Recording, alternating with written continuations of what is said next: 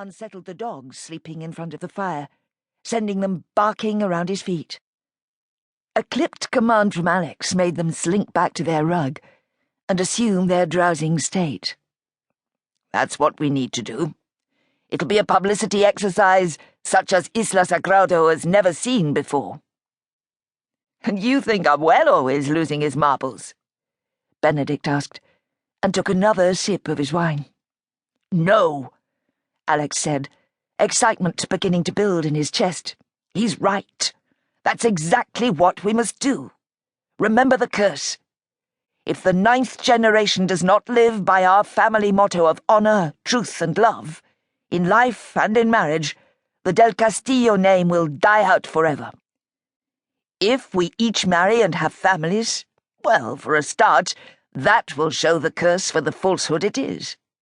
People will put their trust in our name again, rather than in fear and superstition." Renard sat back down. "You're serious," he said flatly. "Never more so," Alex answered. Whether he'd been kidding around or not, Renard had hit on the very thing that would not only settle their grandfather's concerns, but would be a massive boost to the Del Castillo name. Its ongoing effect on the people of Isla Sagrado would increase prosperity across the entire island nation. While Isla Sagrado was a minor republic in the Mediterranean, the Del Castillo family had long held a large amount of influence on the island's affairs, whether commercial or political. As the family had prospered, so, by natural process, did the people of Isla Sagrado. Unfortunately, the reverse was also true. "You expect each of us to simply marry the right women and start families and then, hey presto, all will be well?" Renard's voice was saturated with disbelief. "Exactly. How hard can it be?"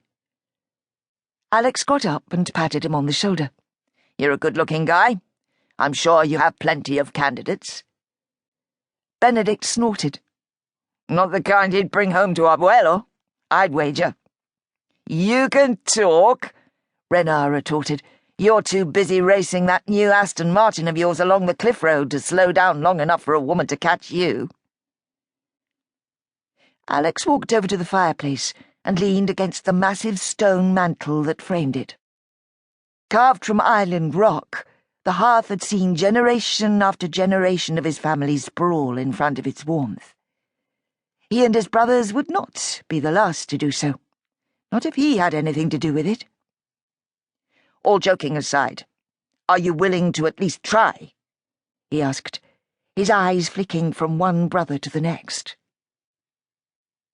Of the two, Benedict looked most like him. In fact, some days he felt as if he was looking into a mirror when he saw his brother's black hair and black-brown eyes. Renard took after their French mother, finer-featured, perhaps more dramatic with his dark colouring because of it. Female attention had never been an issue for any of them, even from before they'd hit puberty. In fact, with only 3 years in total separating the brothers, they'd been pretty darn competitive in their playboy bachelorhood. They were all in their early 30s now, and had mostly left that phase behind, but the reputation still lingered, and it was that very lifestyle that had brought them to this current conundrum. "It's all right for you. You're already engaged to your childhood sweetheart," Benedict teased him with a smirk, clearly still not prepared to take the matter seriously on any level. "Hardly my sweetheart, since she was only a baby when we were betrothed."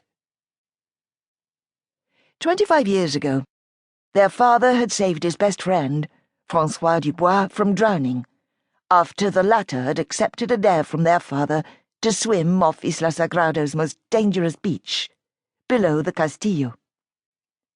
In gratitude, Dubois had promised the hand of his infant daughter, Loren, to Rafael del Castillo's eldest son.